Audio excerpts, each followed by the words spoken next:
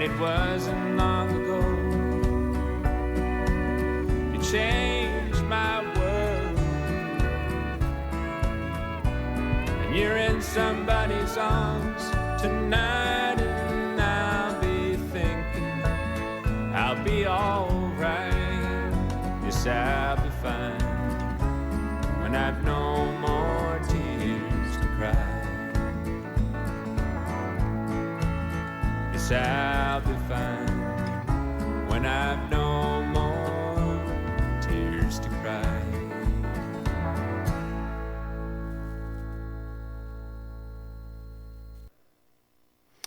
Folks, welcome inside the Parisi Palace, high above 3773 East Broadway. This is a live edition of the Jake Feinberg Show, comedy on Power Talk, streaming worldwide. Thank you so much for making us part of your day today. And as often occurs on the Jake Feinberg Show, you wake up and, there's really nothing on the table, so to speak. You open your eyes, you say, what do I have to do today?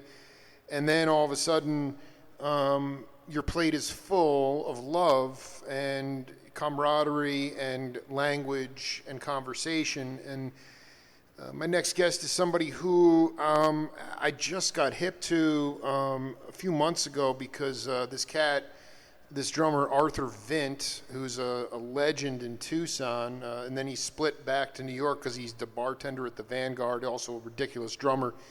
He kept talking to me about this guy, Zeph. He's like, you're really going to dig this guy, man. He's got this Grateful Dead hour, and then, he's got all his own tunes. And then next thing you know, we're on the radio talking about Bunker Studios and Neil Casal, putting together Zeph's album. I said, this guy, we are basically brothers in arms, and he's part of the Royal Potato family, and what an honor. Zephaniah OHora, welcome to the Jake Feinberg Show. Man, it's an honor to be on your show. I've been listening for a little while now, so I'm honored to be here. No, it's really an honor to have you, man. I just would love you to talk to cats out there about your own evolution. I saw you play. It was really cool. I saw you play at there was one of these. It was a memorial for Neil Casal, and you were playing in sort of like a lounge, I guess, in your house somewhere. Little acoustic guitars. A couple months. Gary Waldman. Oh yeah. Yeah, and I was like, he really is following the muse, but also it seems like you've learned that to be most effective and to play spiritual music, you've had to learn to get out of your own way. And I just wanted you to talk about the evolution of how you've learned to manage your ego.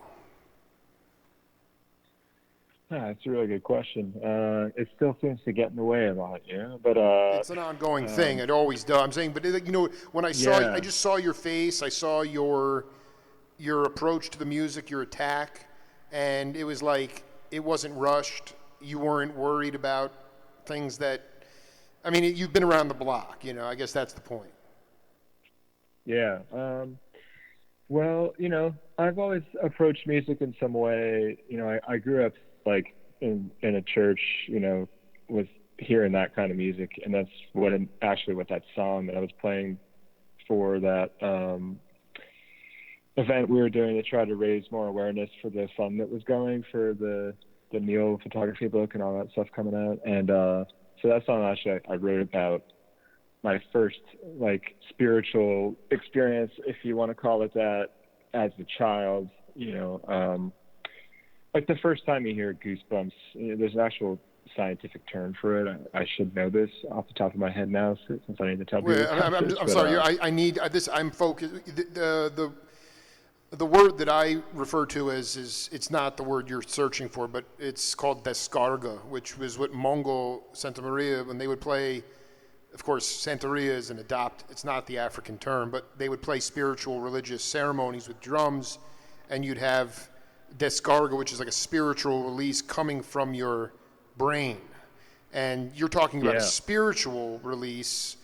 Can you talk, was it out of body? Can you talk a little bit about, regardless of the term? It was, I've always been trying to write a song about that, and this is the first time I was able to channel whatever that was. And like the unit. It's like it is a physical thing, but it's a something else going on. And you become aware that there's some other part. There's another part of you that exists that's not in this physical realm. That's like your ego, if you will, I suppose, or your higher self. Well, actually, no. You know what, Zeph? It's called the multidimensional. Your multidimensional self. Yeah, and I genuinely had a reaction to the music I heard in the church growing up, and I think I was about like 6 years old. I tried to think back of when that probably was, and it was somewhere around there. So anyway, that's been kind of always the place that I approach music from. Is I try to, or just by naturally, I think that I've always approached music on some level of understanding myself and like why I'm here, why we're all here.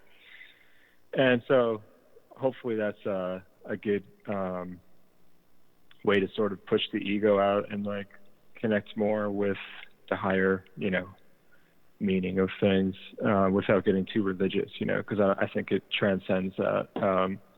Dogma. So, no, yeah, there's no dogma. You're spot on. You're spot on.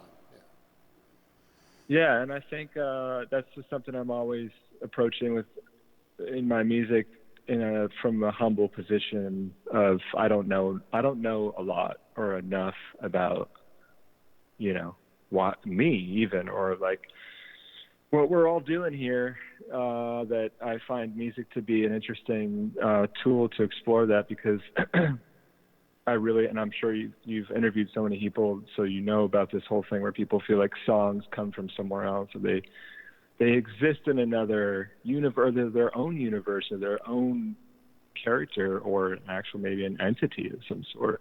And I really believe that on some level. So I think music, in a weird way, is also like a time machine or something. You can move. Their time isn't as important, and when you're writing.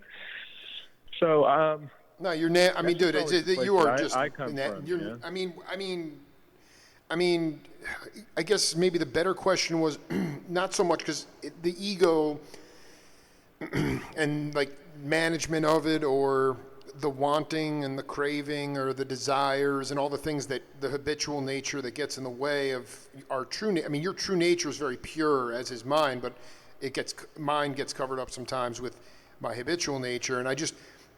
Maybe you could talk a little bit about like early on in your perform, not even in the studio, but I mean on the bandstand, how you've learned to cultivate, getting out of your own way, quote unquote, ego, and to allow yourself to be a conduit for the music coming through you from the heavens. Well, I started playing music in like the youth group in my church. They had sort of like a band for like teenagers, and it was like the kind of church where they had like kind of contemporary music, which I kind of realized in retrospect. Interestingly enough, there was a guy that I idolized that played guitar in the adult band that basically looked like he was super into Dylan period, like Saved albums. Oh my like God, he had who was his hair it? permed and like who was it? He's the only guy in the church that smoked, like he was such a badass. He played an awesome Fender Stratocaster. I love this dude. But anyways, in retrospect now, I look back, I'm like, man, that guy wore indoor sunglasses all the time at church, he kind of was channeling a Bob Dylan thing, and all the songs they're written in the 80s that they played. So it was kind of that period when like Shot of Love, Saved, definitely, yeah, 100%. Yeah, it's like when it became trendy for people that were going to acid parties. Now they're like been saved by Jesus, and now they're in church and all. So dude, you're 100%. Dude. Yeah, you were like, wow, there's somebody here who's not square, right? I mean, that was the point. Yeah, it was like in a cool Jesus loving way, I guess. Well, no, because anyway. I just want to, before you go on, I mean, because I mean, I've done a bunch of interviews with Fred Tackett and Keltner. They were both in that band. In fact, I can't believe you're bringing this up, because Keltner just talked to me about basically he was doing a lot of coke and drinking a lot, and Dylan called him 2 days. His wife prayed for the first time. This is the Cliff Notes version, but because a lot of people were encouraging Keltner's wife to leave him because he was really in bad shape. And she prayed for the first time. And then 2 days later, Dylan called Keltner and said, "Hey, I want you to come down and, take a listen to these tunes." And he put on Saved. Keltner was in a room by himself, and he just starts bawling. Every song was like about him.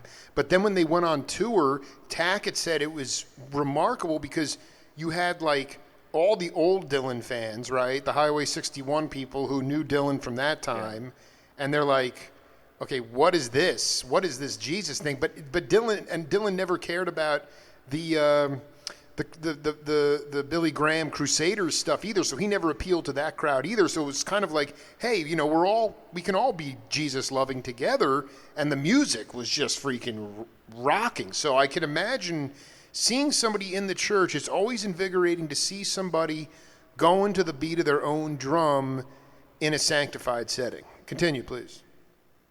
Yeah, I mean, I think that to just one last note on that, but I think Dylan obviously is one of the greatest of our time, but he's also someone that's searching for. There's no way he writes songs that he writes if you're not someone that's on some sort of like lifelong mission or path to like find meaning or answers. Yeah. You know what I mean? Even though there are no answers. No, you really, keep searching. Yeah. Oh, absolutely. Yeah, I think that's. I've always thought that about Dylan, but and with his whole, because he's like, how is it possible that a Jewish guy goes from that to being a born again Christian in the '80s? It's like.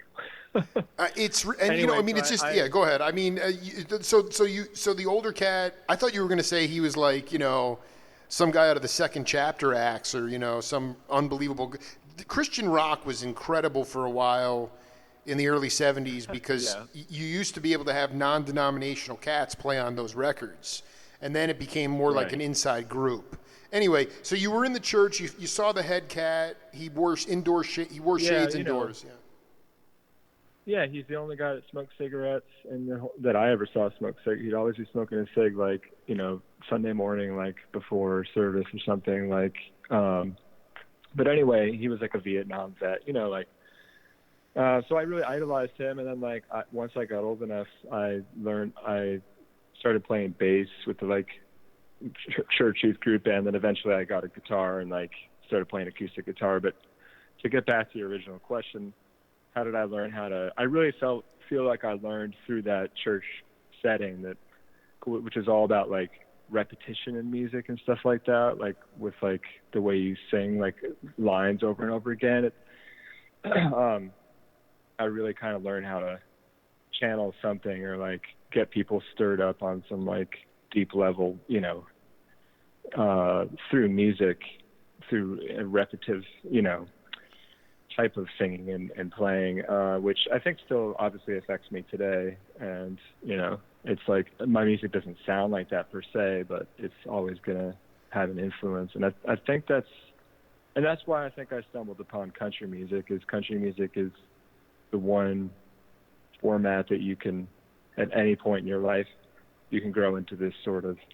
Country music is honest, and it has to be honest and genuine, so it's humble kind of from the start in nature. So, when I was young, of course I love rock and roll and all that stuff, but it's you get to a certain age and it's harder to pull it off unless you're one of the legends, Well, and then I want to ask you something, though. I mean, how this is so important because, are you hip to the? He did a lot of sound. He did some soundtracks. Very unknown cat, Tim McIntyre, West Coast guy, long since left this planet. Sounds familiar. I'm telling you, man. I got this album called Fun Zone from '76. And it's a bunch of mercurial studio cats like Gary Barone on trumpet, Don Poncher on drums, Wolfgang Meltz, who I just interviewed yesterday, on bass, and Tim McIntyre is singing these songs, and I'm listening to a shaman singing these songs about. Anyway, Jim Morrison was one of his biggest. He was one of his biggest fans, and the honesty of the songs. And the placement and the time and the essence and the resin, it's like that, and that's in the same vein as Waylon and Willie or any of those cats. But the thing is, you're definitely walking the insecure path today. And I ask you the question because Russell Smith from the Amazing Rhythm Aces, rest in peace. He's like, the cats in Nashville, they look like cowboys, but they're dressed up like cowboys, but they're not real cowboys, And the question is, how do you is it more of how do you try to be as authentic as possible to that the honest interpretation of country music? I mean, I think it's it should be like any other style of music. It should just be a vehicle to express, your experience or your ideas or whatever it is that you're stumbling upon, throwing around ideas and songs. And I think that because I live in New York City, it's like a unique kind of weird thing for that. People are like, you're not from Texas. You sound like a Texas boy, but it's like, but I'm not singing about any of that stuff. I love it. I sing about living in New York, and I sing about, I try to weave in, some of my, experiences I've had, like on psychedelics or things like that. Like I try to weave that in there, and so it's spiritual in some sense, but it's also just about living in a city and like struggling like everyday life, like working class person. I don't come from like a college, collegiate background. It's a family tradition of that. So it's like, it kind of works for me. And like, I have, some new songs on the record. It's like singing about, I realized that I could sing about riding a train, and everyone sang those types of songs, but I realized I do ride the train every day. It's just the subway. That's right. That's to right. Go in Manhattan to go out one night or something, like when I first moved to New York, that was the most exciting thing ever, was getting on the Q train to go to Manhattan and spend like the $40 I had to my name on a couple beers. I'm a Long Island cat, so really I know exactly what you're talking about. Yeah, I don't know when it changed where that became not exciting and just kind of, I mean, it's still always, I love New York, but there was a palpable, like, physical feeling you would get when you get on that train and you could see the city before you go, underground on the Manhattan Bridge or what have you. And just that feeling, and now it's more just like, God, I got to go to the city and, Yeah, no, it's a little bit more. I mean, I went back and this is off this highway, but you talked about this time machine concept in music and how it can sort of, I mean, for a patron of the arts like myself, a journalist, I mean, it's definitely a time machine, and I can put myself back in a container of love and do it over and over again and just be healed, although I'd prefer to see it live. Yeah. But this one song, Songs My Mama Sang, really got to me. Yeah. And is it a self-explanatory thing? I mean, your mom was there when she was cooking the groove when you were just a babe? Yeah, I mean, my mom sang a lot in the church growing up, and for a really short period of time, she had an acoustic guitar, which I'm pretty sure was like an old Martin acoustic guitar. And so she played some guitar and sang, and that was something that I thought of when I first moved. I moved to Boston before I got to New York, and I lived in Cambridge, Massachusetts. And at the time, like I come from the church, so like I didn't start really exploring in the worldly activities till like a little later than probably most people my age. Yeah, that was probably a better thing. But by the way, what year were you in Cambridge? I was there. I moved to New York in 2008, so I was there for like 4 years before that, or 5 years before that. Amazing, because I mean, I went to Boston University and was living in Allston, Brighton through like 2001. So it was like right around the time when you got there. I mean, it's amazing to move. Yeah, it might have been like 2 years after that or something. Yeah. When you can you talk, so like when you say worldly, I mean, like, are you talking about like like what was, because I mean Boston in some ways, or Cambridge especially, I mean it was a bastion of like incredible first jazz and then folk music at Club 47. This is going back a ways, but what was, I don't want to say awe-inspiring, but what were you exposed to when you got there that you weren't necessarily hip to before? Well, it was like living really outside of my hometown, you know, because I had like gotten a little apartment in my hometown, like doing some community college, but I was terrible at it, so that just didn't work out too well for me. Yeah, you're more of a street scholar. But so then, yeah. yeah. And then my friends were like, "Hey, we have an open room in this apartment in Cambridge," and I said, "Oh, that's cool. I sold my car." My car was about to break down any day, and some guy was like, "Hey, I just need it to get me through the winter." And I remember just literally walking as fast as I possibly could to the train to go back to Cambridge. So like, man, I don't know how much longer. He's like, "It'll be fine. I gotta get through the winter." But anyway, everything from just going out at night, you know, socializing and like not just having my own space, live with a couple of my really good friends, but really, I guess the deeper experiences were, you know, like having my first trip for the first time in my life, you know, and like going from, that's when I feel like I really became a man, you know, like I went from being a boy, you know, like even though I might have been 20 something, like 21, but absolutely, dude, you know, I was still a boy then too. You know, dude, I love this. Is so invigorating, man. Yeah, I saw the other side of, you know, of my first psychedelic experience, so it was just so powerful. And so when I wrote that tune, Songs of Honesty, I was just kind of thinking about like losing my innocence in some level because of that experience and many more that I took after that they were really wonderful experiences and I would never take them back. But obviously you come out of that and you're not, you know, you kind of see everything totally different. And especially having a religious, spiritual background, kind of battling with all that stuff, like, you know, rebelling in some sense from that, but also really feeling like I'm finding God or communicating with God.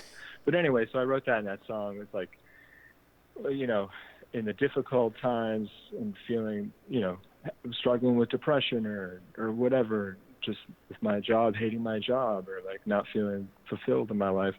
I found music to be the source to go back to my youth or my childhood and kind of comfort myself in, and I kind of just use the idea of songs I'm almost saying is like comforting myself with those memories or thinking about, you know, music or just playing a song that I love.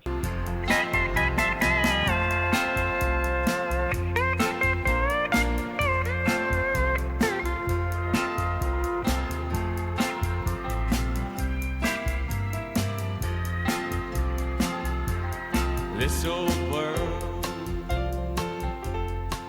is filled with sorrow.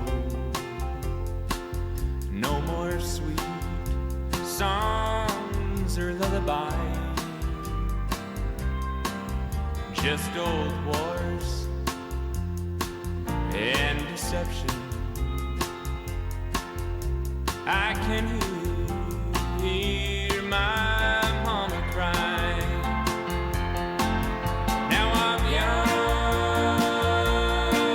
but growing older, seeing what's in this life to see.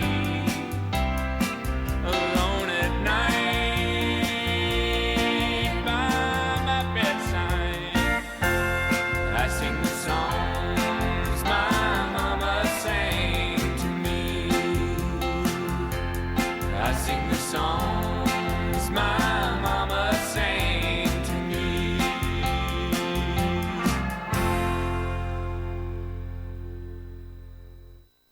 Interviewed Rita Coolidge, and I apologize because I don't have all my resources available to me in the studio right now. But you know, she talked about her dad was a Baptist preacher, and he was dear to his faith, but he also taught her that everybody is spiritual and to respect all deities and religions. And was it a dogmatic? I mean, did you have to break down a lot of conditioned thinking growing up? And ultimately, it sounds like if you did it on your own, or you did it through music. Yeah, for sure. I definitely think that it's like I heard, like, once I really started listening to the Beatles when I was like 19, I was like, whoa. And then I was like, I can't do this church. Like, this is not, I'm smoking pot now. Yeah, right. No, you're a little outside the box. I'm not supposed to be doing this. Yeah. I'm living a lie, But, no, it's true. I mean, that sucks. Yeah, go ahead. But, I think that definitely, because, this wasn't like a Catholic church where you go and, confess your sins and then, like, you're off the hook till next week. This is like a lifestyle. It's like born again Christian, like, you dedicate your life to, this thing. And there's a lot of good things about it. And I still think that there's a lot of value, like, in religion. And I think in some sense it's why our society is where it's at. There is like a vacuum that, I don't know, brainwash or some level of an occult, like a cult like thing, even though it's not like people weren't like drinking Kool-Aid and like committing suicide or whatever, but it was like it definitely affects every decision you make. Every experience you have, there's sort of guilt around certain things, or there's all that stuff that I definitely broke down through, just exploring, like reading about other religions and like doing all the things that I was told I wasn't supposed to do growing up, having those types of experiences. And then, through music. But at that time, I wasn't even really playing music in Cambridge at all. I was just listening. My brother sent me, a bunch of CDs of Grateful Dead shows. Like, I was just really going out as far out into the reaches of popular music that I missed out on growing up, and stuff that, Were you collecting vinyl at that point too? Dylan. Were you collecting vinyl? I just started. Because the store that really good record stores. No, dude, the store that I lived at was Stereo Jack's. Oh yeah. Yeah, dude, Jack Wolker, man, the old irascible dude who used to sit. I mean, that store, and In Your Ear. Although In Your Ear, yep. There were two of them. The one on Com Ave was, I think, a little bit better selection. Boston is where I fell in love with music too. Boston, Brighton. It was you just said something interesting there about. I guess maybe my question for you is because I mean, success is all relative, and I'm watching like.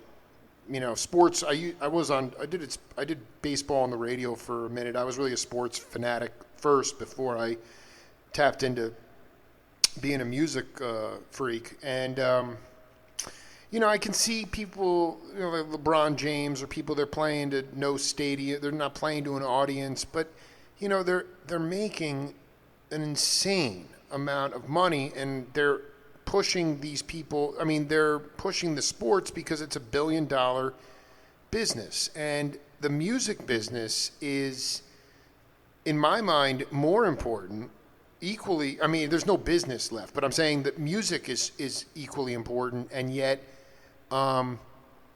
it's not seen as, in my mind, it's seen as, in a lot of places, music is seen as a musician's gift to the world. It's unquantifiable, and in a data-driven society, if you're dealing with unquantifiable healing, then there's no way to collect data on it, so you can tell the musicians, well, you need to play for the door, or you need to pay to play, or whatever. It's laughable. And I just, so that being said, you're cutting albums, you found your niche. It really doesn't matter to me like gold records or money or this, that, and the other thing. It's really about respect. I mean, that's always what I've tried to cut through on my show, is how to be singular, how to be unique, and how to be respected by your peers and your elders. And so as it relates to your folks who came up as evangelical Christians, and maybe Zephaniah was misunderstood at a certain point. Maybe you're still misunderstood by your family, but there's a difference between being misunderstood and judging that, which is a big part of organized religion, versus being misunderstood but being respected. Can you talk a little bit about where you're at with your family in that sense? Yeah, I mean, I don't know. The way I see all that stuff is, I don't fault my parents or anyone really for any of that, just because they were doing what they felt was the best thing at the time for their kids. So, I wasn't allowed to see like all those PG or PG-13 movies, but now I can watch anything I want, No, I'm sorry. I didn't make my question clear. I mean, do they respect your path in life? Not how they raised you. Yeah, absolutely. Yeah, okay, cool. That's totally. cool. I think, yeah. But that's what I mean is like, we didn't, my parents I think have changed too, and so they're also not, and always encouraged me to do that. My mom bought me a saxophone. I still have it, my first instrument, an alto saxophone. Oh my God, and, dude, you're blowing away the blues, man. Get that horn out. Oh, man. I think I've smoked too many cigarettes. Yeah, I know. No. I mean, you could pull some Charlie Parker licks out on the street. That's. But I mean, yeah.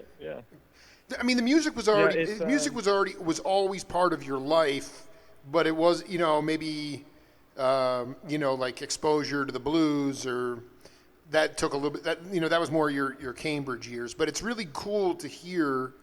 Because I just know a lot of people, not even musicians, where it's just they have tried to they are carving their own path, and yet they're hung up by the fact that their folks have never been able to forgive.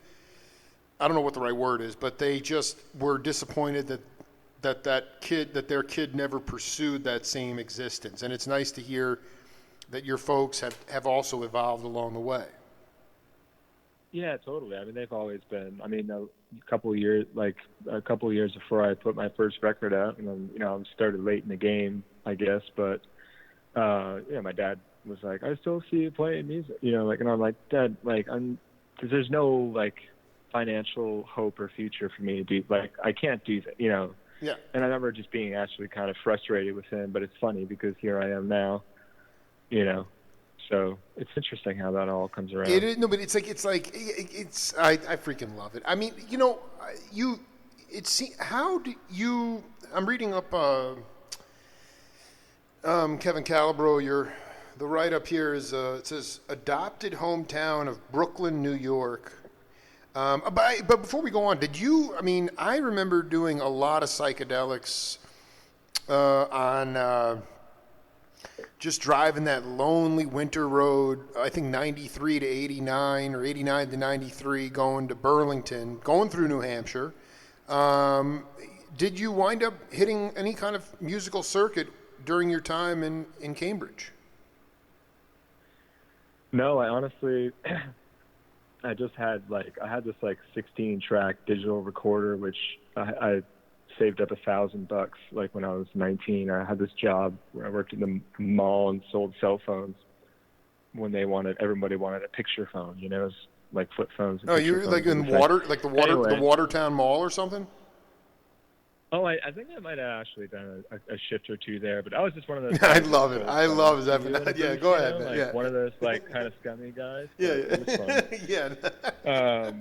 But I made more money than I ever made. I was like, whoa! And so I bought this 16-track digital recorder, which has 16 whole gigabytes of information you can save on it. I still have it, but I would just record stuff on that. And at the time, I was had really long hair and wearing bell bottoms and just into that whole thing. And people would be like, "Are you in a band?" I'd be like, "No, I'm not in a band.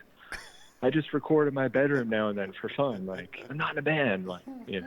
So I don't know, I just didn't find a community there at that time to make music with. I don't know why I never did that. It wasn't until I got to New York. Yeah, it wasn't divine. It wasn't divine timing. It wasn't divine time. So when you got to your adopted hometown of Brooklyn, New York. I mean, did you connect with Luca or Neely, or I mean, how did you settle in? And Well, yeah, I started working for this place called Skinny Dennis, and they opened in 2013.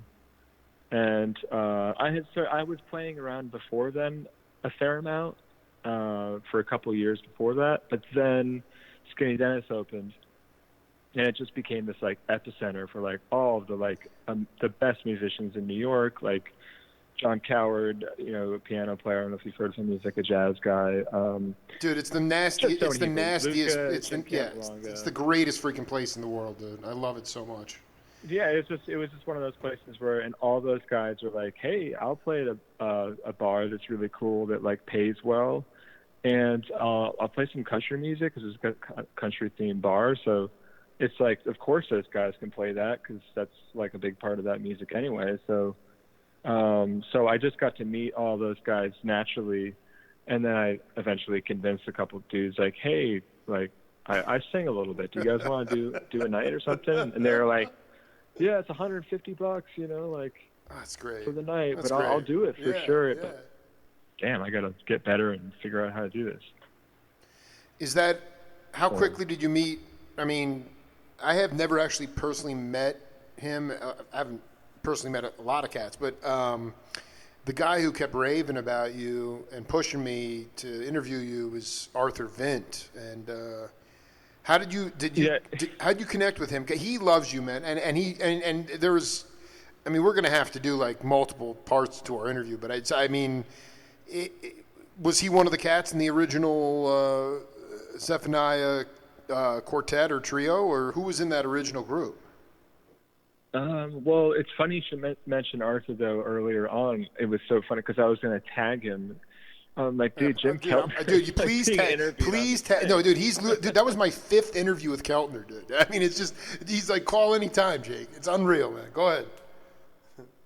Yeah. Well, originally, I played with all sorts of drummers, like, but me and Jim Campolongo started this band that was just like, we did all truck driving country music stuff, like 60s stuff that was like kind of forgotten about. But stuff that came out of like RCA Nashville stuff, or what? Like what came out of where? A bunch of this stuff was on Capitol Records, like Red Simpson recordings, and then Dave Dudley was on. I forget what the label. I think it was Mercury. I think. Yeah, he had Mercury and another one. I'm seeing the logo in my mind, but I can't come up with the name. But a lot of it was also just like smaller labels that, since they don't exist anymore, they weren't huge, but they would release these like novelty truck driving songs that were probably sold at truck stops. But the album covers were just amazing. And like, so anyway, me and Jim started that band, and this guy, Nick Anderson, played on my first record. But I knew Arthur from Skinny Dennis, and I just like, he was like my favorite drummer. I was like, this guy is like, really understands how to play this kind of country music, but with some serious balls. Yeah, right. He's not sitting on his balls. Yeah. I'm like, man, I need to like somehow put a band together with him. Dude, and then it wasn't until a couple years later that. What's that? It's just the greatest group of cats ever, man. I mean, it's just the authenticity it's just pouring through, Go ahead, continue. Yeah, I mean, well, that was the cool thing about making this record, which I didn't really realize this till afterwards. But we had, my friend John Shannon on guitar, Arthur on drums, my friend Roy Williams on piano. So there was all of us that had played thousands of hours together in like various bands, and then Jeff Hill on bass, and legend John Graboff on pedal steel. Oh my God, are you kidding me, Graboff? Then Neil's producing the record, so it was like those three guys are friends for decades, and they played collectively thousands of hours together, so that's when we all got together, it was like two groups of friends that, had already all played together a little bit, but separately our little friend groups had a lot of history. So it made for a really like special recording experience, and it was just fun. It was just a ton of fun, and we were on a time crunch, but we still managed to have a great time. And that was what was pretty special about that. It was cool. Well, I mean, we're just getting hip to each other, but this is what I'll send you the interview. This is what Vin said about this recent session, most recent recording of Zephaniah OHora. He said, one of the hats Neil Casal wore was as a producer. I got to work with him a year ago on a record at Bunker Studios. He was producing a record for Zephaniah OHora, who's a great singer-songwriter who I worked with in Brooklyn. Zephaniah brought on Neil to produce his most recent record that's coming out this summer. He had a very successful Kickstarter. I think he raised about $25,000, which all went into the record. He rented out 4 days at the Bunker. It was great to stretch out and really dig in on one song for 4 hours and have Neil there to direct us and give us some ideas with how the songs were going to work. Neil would make suggestions, and because we had that time afforded by the 4 days in the studio, it didn't feel like the clock was ticking. When Neil and I first started talking, we had a couple of very long phone conversations. We were talking about records that we liked and drum sounds that we liked, and he would send me lists of albums to check out, and I would send him stuff that I liked. I'd ask him what he thought about the tom sound on this tune or that. It's really cool to have someone that I could really dig into the details with and talk about at the same level as me. He understood how important the drum sound is on a record. You know, I have been watching I never understood why the last couple of, especially last year, I was like traveling the country, going on Circles Around the Sun tour, and I didn't know why. I wasn't super close with Neil. We used to have fun backstage. I would bring a certain urgency to the bandstand where the guys would be lost in the music within 10 minutes, and it was just so much fun to see them smiling. But I didn't know why I was doing it. And then my first book came out, or was about to come out, and I sent a letter to Neil, and I said, man, I got all graybeards in this book called The Cats Volume 1, and but I'd like some of my peers, Neil's about 10 years older than me, and so I said, from our 2 interviews, that, here's the content, and if you're cool with it, sign off on it, and you're in the book. And he's like, stoked, man. This was in July last year, and so he couldn't electronically figure out how to electronically sign the waiver release form, so he snail mailed it to me, and I still have the original, and 10 days later he was gone. And my first book is dedicated to Neely, and I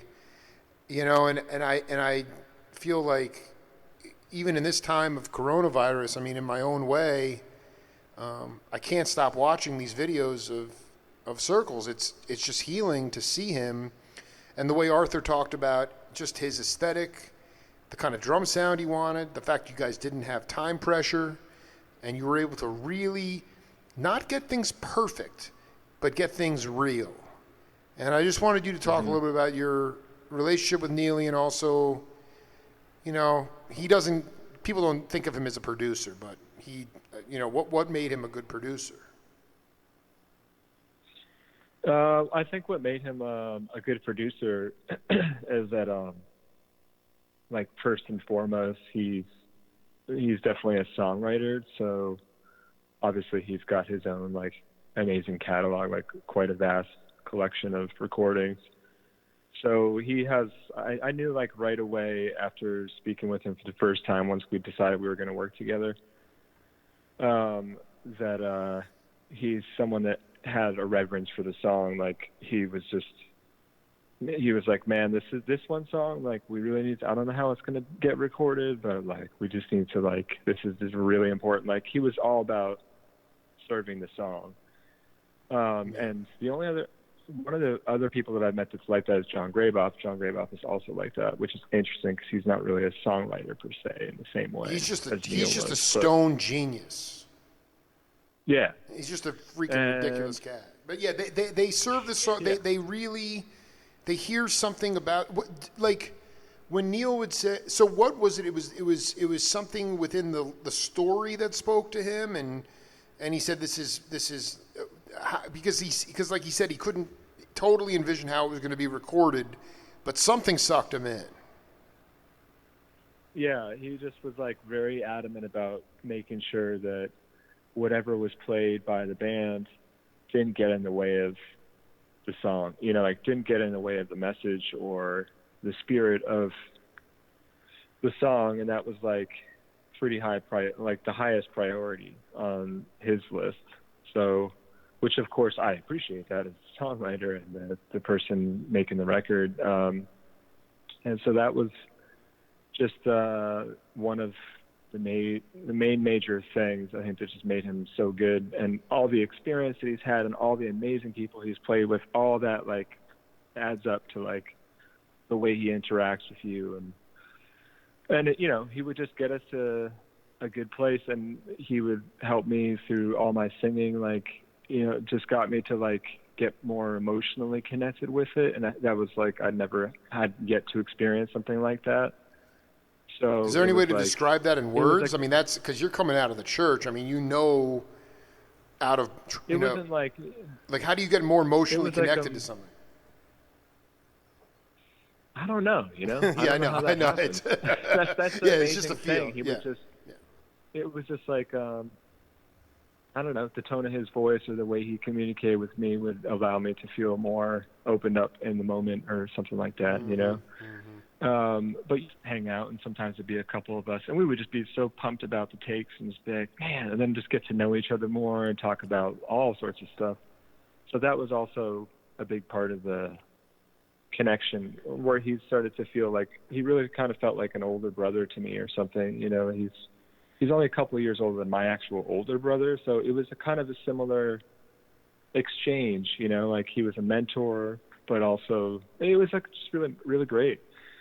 And how would I describe it? I don't know. It's like without sounding corny, like it's like a musical spirituality or something. It's not like a religious, you know. It's like that guy Neil just loved music so much. That was his spirituality, I guess, you know, like that's what he lived for, and that was like his purpose in life, you know. So it just came out through everything that he did. So it was only natural, if you're in a recording studio with him, that rubs off on you, and like you feel that even though we're playing country music, it's not like jam band, you know. We're not like doing like, you know, solos for, you know. No, it's not a raga-esque kind of, you know. I mean, but it doesn't matter. It doesn't matter. Yeah, there's a subtle thing in there that's really deep, you know, like, and that was like a big, you know, because sometimes he'd be like, all right, guys, come on in, like that was great, like just come on and take a listen, you know. So we'd all go in there, and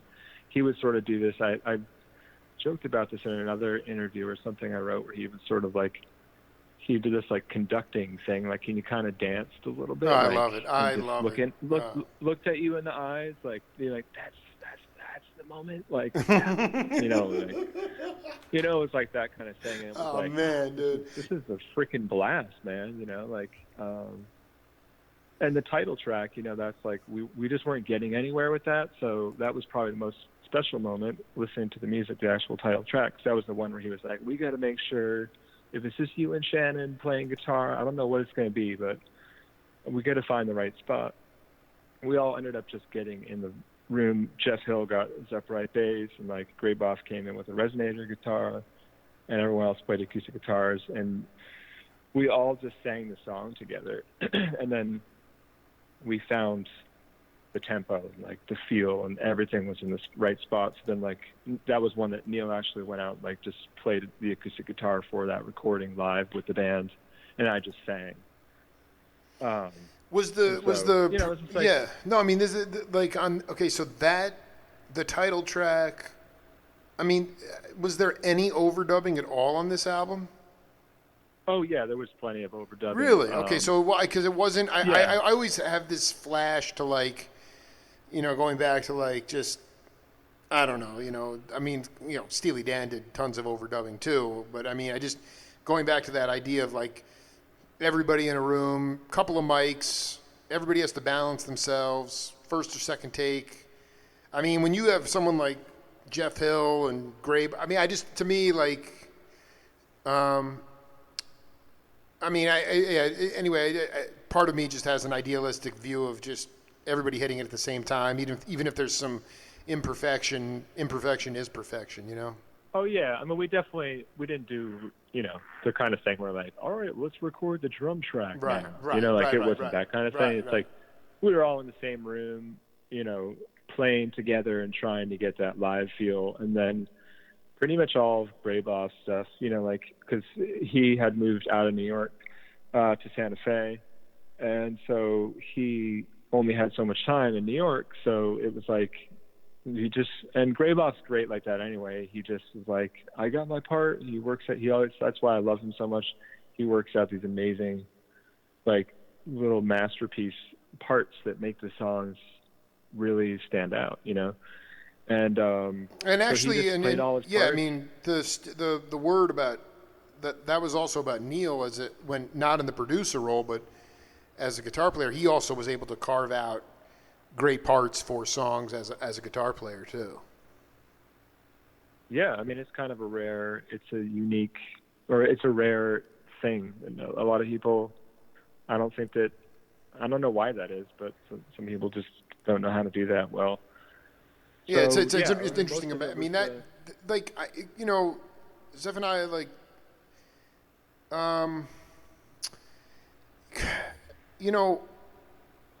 I think you're like, you just had a baby, right? You're a dad now. Just about 2 months in. Congratulations, and I Thanks. I with both my daughters, there was that early period that was like a dream state for me, like allowed me to dream again and almost be a little bit irresponsible. Nothing crazy, but just. You sort of begin to learn that you can live life by your own rules and not the rules that society says you should live by, because you have this innocent life that there's no judgment and there's none of this. It's just kind of a bliss state. But can you talk about emotionally this time period? Because, you're one of the cats. And, but yet you have... in a normal time, you'd be on tour, regionally or whatever, and overseas, or getting stuff out of your system, playing with a band, maybe whatever. You would be promoting this album and doing it prolifically, and maybe making a little bit of dough and just whatever. You would have been just cranking along, and it's just insane.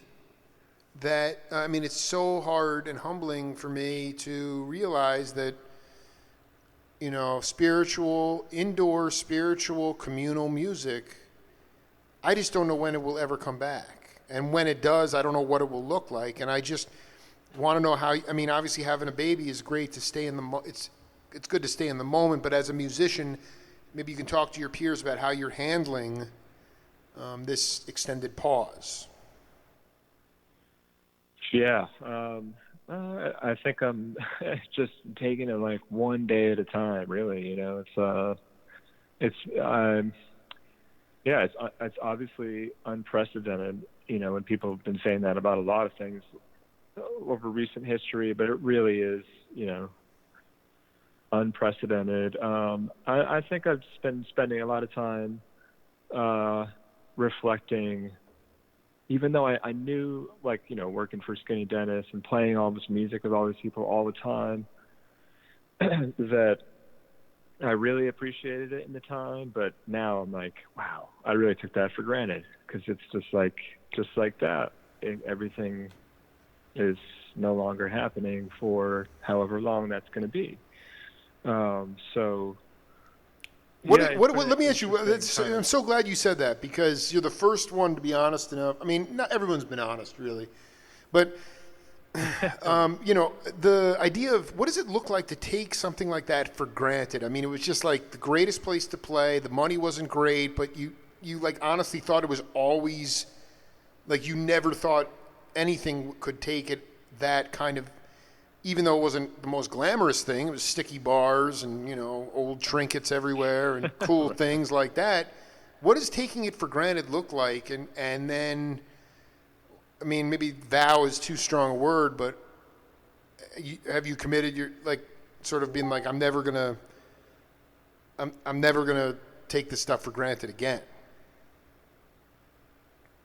Yeah, I'm still formulating that in my mind. It's like what exactly that means.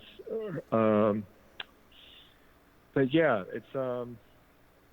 I'm not really sure even how to answer that. That it's like You know, I there's don't because know. it was a terrible question. I mean, the thing is, how are you look?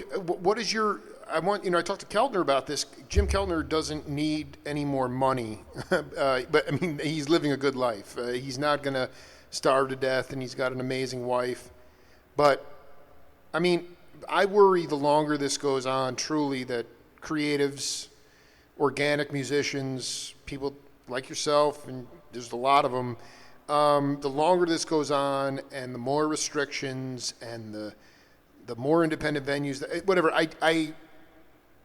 You have the spirit inside of you. You have your own direct connection to the divine, and I want you to talk to your peers who are either in a dark place right now because they haven't been able to do yoga on the bandstand or really get stuff out of their system, and for the long term, not that you have the answers, but what's some inspiration that you can lend to your brothers and sisters, because what's unprecedented is the dysfunction of this time, and what's unprecedented is the fact that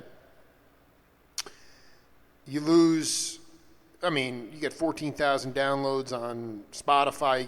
You get 11 cents. So intellectual property you can't monetize that in music.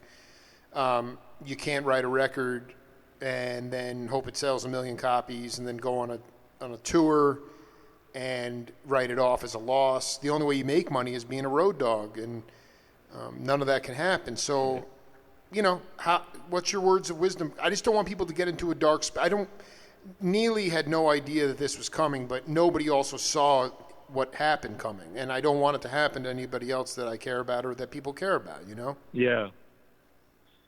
Yeah, I mean, it's always that thing that everyone says, well, make sure, you reach out to someone if you are feeling that way, or if you, make it a point to connect with people, which I think that's what people are doing in this time, at least a lot of people I know, is, doing a FaceTime call or whatever with their parents or with their siblings or with other people that you would normally never do that with.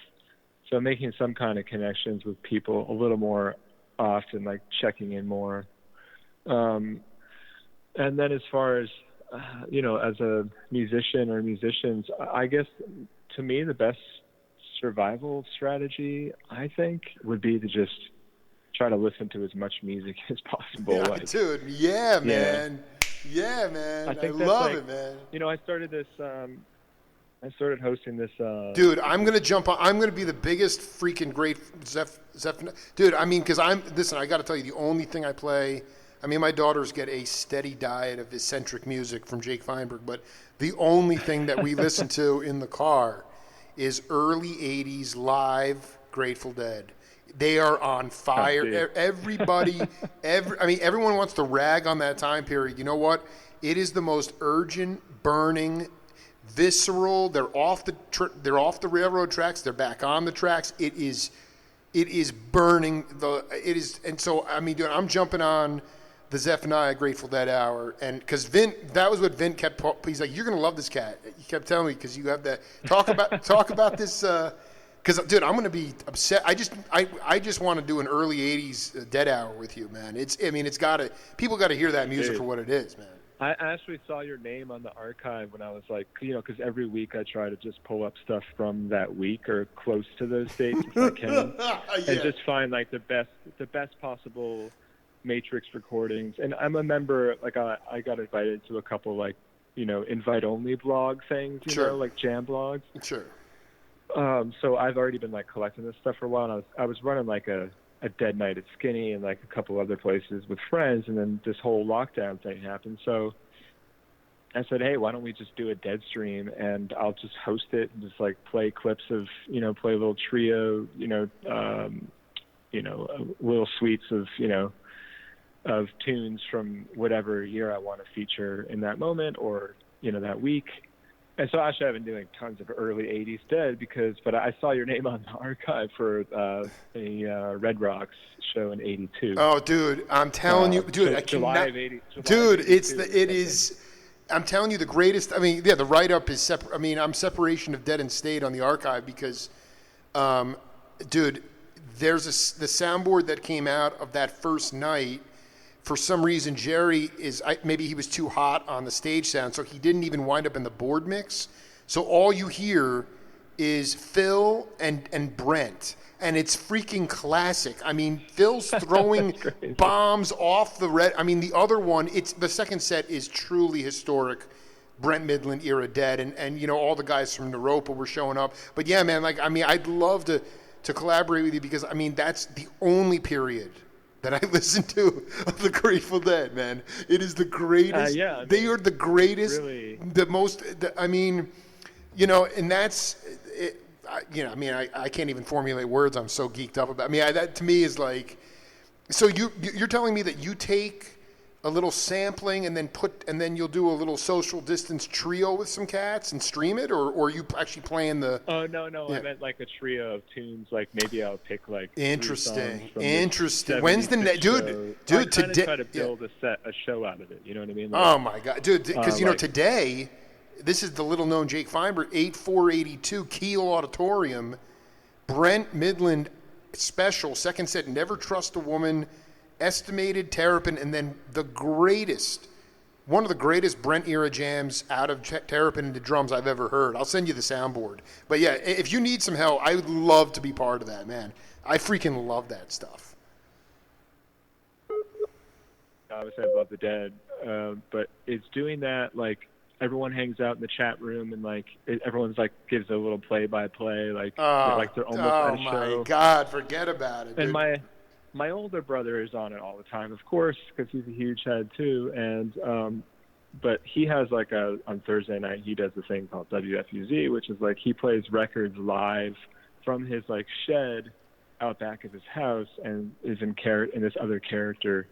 And so it's like those two nights kind of keep me going. So that's to me is like how to survive as a musician or a music lover during this like really weird time where we can't all be together, is like use technology to connect with people in a musical way and listen to lots of music. To me, that's the one thing that's, you know, keeping me alive. But also I have a kid now, so it's like there's no like, now if there's no option, you got to just get through whatever the hard times that you're going through. You just have to keep on the path because now someone else is in the mix, you know? So well, it fundamentally changed me. Yeah, I mean, it's been on my mind. Well, I think it's spot on. And so, when is your next Dead to the World, Zephaniah to the World? When's the next one? I do it every Wednesday night at 9 p.m., like 9 to midnight usually. And sometimes I'm I sorry, go a little and past it's 9 p.m. Eastern. And is it on Instagram or where can I find it? It's on Mixcloud because we were doing it on YouTube, but everything gets pulled off of there, even though it's like, come on, it's the Dead. Like, they're totally okay with sharing their music with everybody. I can't believe you found those, because Jake Feinberg, that's right. I uploaded, I was finding analog cassettes of sources that had not been in circulation. So my name's all over the internet, all early 80s. But no, so Mixcloud. Mixcloud. It's on Mixcloud. Send me like a link, DJ. dude. That's tomorrow night, right? Tomorrow night. Yeah, I'll send it to you, yeah. Let me know if you need, dude. And, let me know if you. I mean, dude, I'll be on fire for that stuff. Vince, I've got some good stuff this week, and then next week I have all 80s, including a Jerry Garcia band New Hampshire show. Dude, are you kidding me? Club Casino, man, 812 and 813. Yeah, I'm all over that stuff. I didn't know that those shows existed, man. Like, dude, I have. The Matrix sounds really nice. Well, no, actually, and just for the record, they played Keene Community College in Caldwell, New Jersey, on 8/12, and in the second set, a naked dude jumps on the stage, and Big Steve had to drag him off, and they had to end the show early. and then the epic thing though in '84, which is one reason it just, I mean, I can't even imagine, but 8/16/84. Maybe you want to tuck this away for next week. Good Skates Roller Rink, East Setauket, New York. That was my hometown. So they played at a roller rink, wow. and it said no air condition. There was no air conditioning in the middle of August, and it is the most barn-burning show. And then they go to Chicago 2 nights later, and it was the only time that JGB and Zappa shared a bill. It was crazy, man. Whoa, really? Really tripped out. And those New Hampshire shows, dude, the Knocking on Heaven's Door, if you didn't hear he should have been dead at that point. When he's singing that at the end, it's like he's singing to the stars. Anyway, Totally. I got a jam, but really truly an honor to connect with you, man. I look forward to doing part 2 with you real soon. I'm looking forward to it, man. Thank you so much for having me on the show. It's been an honor. Dude, it's my honor. Vint, Casal, and Zephaniah for life, dude. Awesome. Yeah, be cool, man. All right, man. Yeah, Take it easy. Later, dude. Bye. See ya. Yeah. Thanks to Kevin Calabro, Real Potato Family, Zephaniah, OHora, working through the time of COVID, and we'll be back after this.